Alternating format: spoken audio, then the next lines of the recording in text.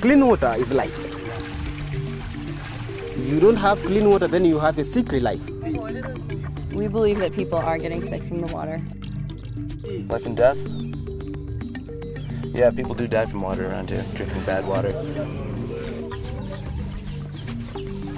There's, of course, no plumbing. They wash in the stream. They drink from a lagoon.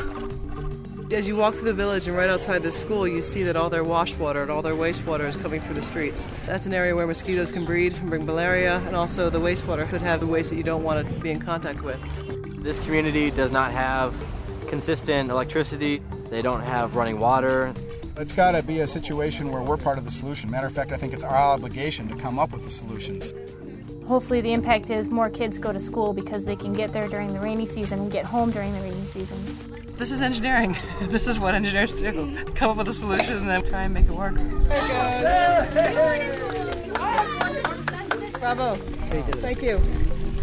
Has to work.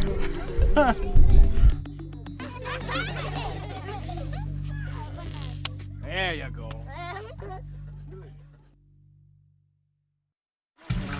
Clean water, energy, waste management, transportation. These are just some of the infrastructure needs essential to survival for any community.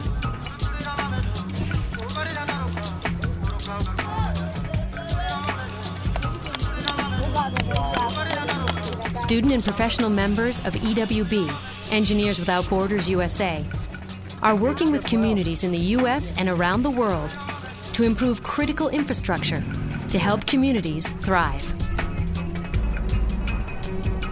That's what people need engineers for, is to fix the problems. I just wanted to do something that could make a difference in the world, and I think engineering is definitely something that could lead to that. It's incredible to think what we can do as engineers to impact the world. EWB USA teams are working on a water resource project in Kenya, a solar power implementation in Nicaragua, and a pedestrian bridge in Ghana, and many other projects.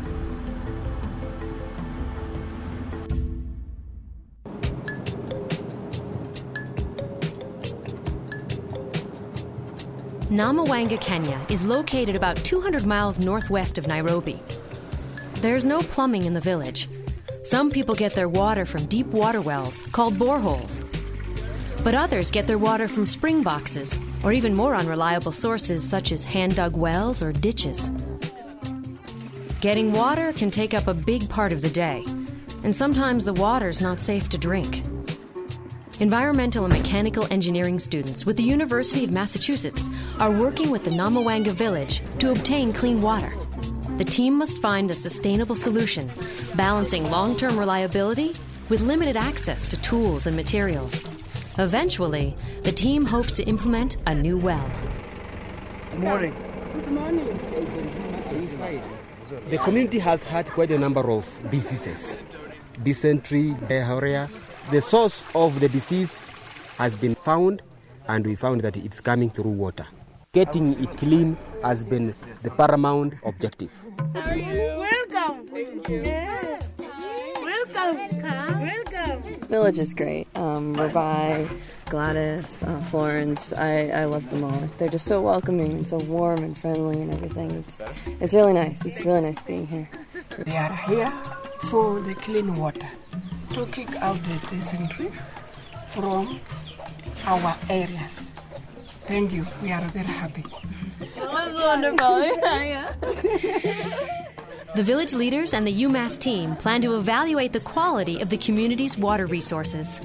The green, they indicate spring boxes. The spring boxes. Spring boxes that run year-round, and the pink are the spring boxes that dry up. You know, especially in this area and this area, they don't have a reliable water source. Okay. That's important. The water sources around here, they were all contaminated. I mean, if I or most North Americans drank that water, we would be sick in no time, I would expect. Our group proposes to you that you tell us what sites you want tested for potentially having a well.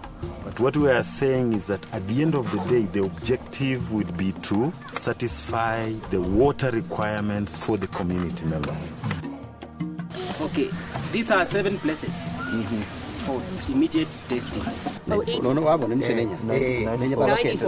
We're doing it. I guess what I take out of engineering, it's just important to be able to learn as much as you can to give it back to people. I mean, that's really why I'm doing it, because at the end of the day, I mean, we're giving people clean water. You can't put a price tag on that. You really can't. It's incredible. It's very powerful, and it's important. It affects lives. It changes lives. It maintains life.